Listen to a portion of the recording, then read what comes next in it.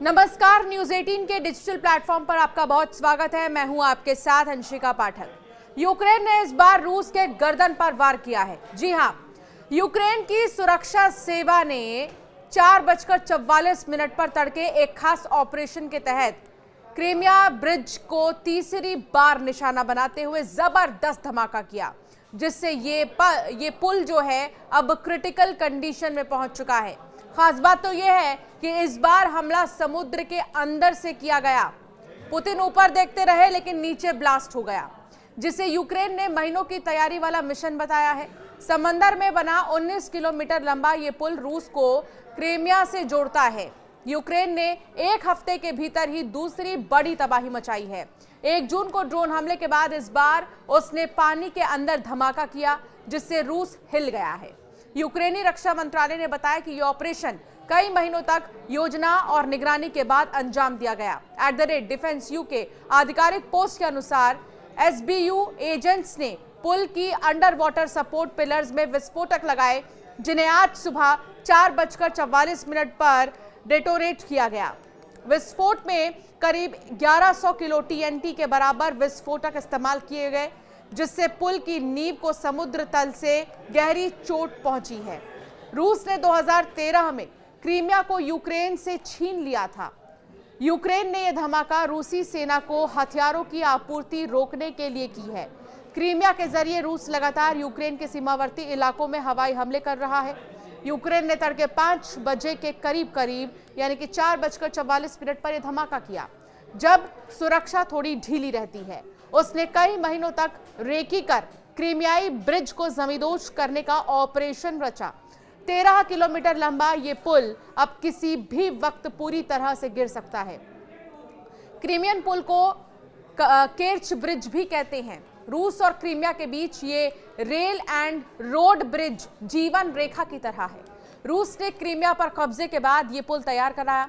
रूसी इसी पुल के जरिए हथियारों और सैनिकों को यूक्रेन भेजता है। यूक्रेन ने इससे पहले 1 जून को रूस को 4 वायुसेना ठिकानों को उसी की सरजमीं से निशाना बनाया था। ड्रोन अटैक के जरिए उसके 41 लड़ाकू विमानों को ध्वस्त किया गया था। इसमें परमाणु हमला करने में सक्षम बम वर्षक विमान भी शामिल थे। यूक्रेन की सुरक्षा सेवा ने यह स्पष्ट किया है कि इस ऑपरेशन में किसी भी आम नागरिक को कोई नुकसान नहीं हुआ। उनका कहना है कि यह हमला सिर्फ सैन्य और अवैध संरचना पर केंद्रित था, जिसका मकसद रूस की आपूर्ति श्रृंखला को बाधित करना है। हालांकि रूस की ओर से अभी तक इस हमले पर कोई विस्तृत आधिकारिक प्रतिक्रिया नहीं आई है, लेकिन स्थानीय रूसी मीडिया और टेलीग्राम चैनलों पर अफरा तफरी और ट्रैफिक ब्लॉकेज की खबरें आ रही हैं। ये संकेत है कि रूस फिर एक बार रणनीतिक रूप से चौंका है।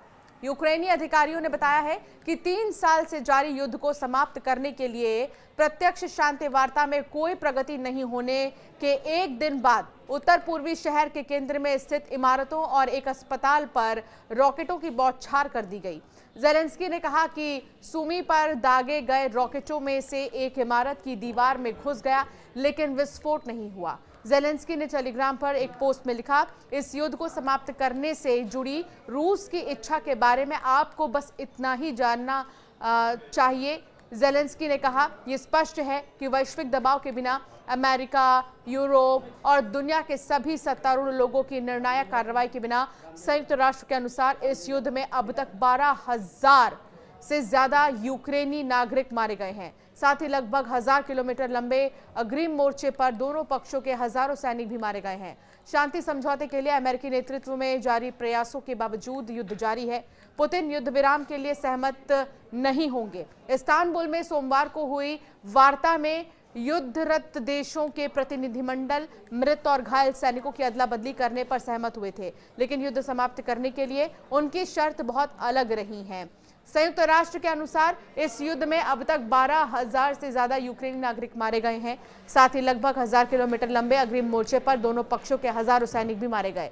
शांति समझौते के लिए अमेरिकी नेतृत्व में जारी प्रयासों के बावजूद युद्ध अभी भी जारी है। रूस के पास यूक्रेन की तुलना में बड़ी सेना और अधिक आर्थिक संसाधन है, लेकिन यूक्रेनी अधिकारियों ने कहा है कि उनके ड्रोन हमले ने रूस के अंदर घुसकर हवाई अड्डों पर मौजूद 40 से ज्यादा युद्धक विमानों को क्षतिग्रस्त या नष्ट कर दिया है।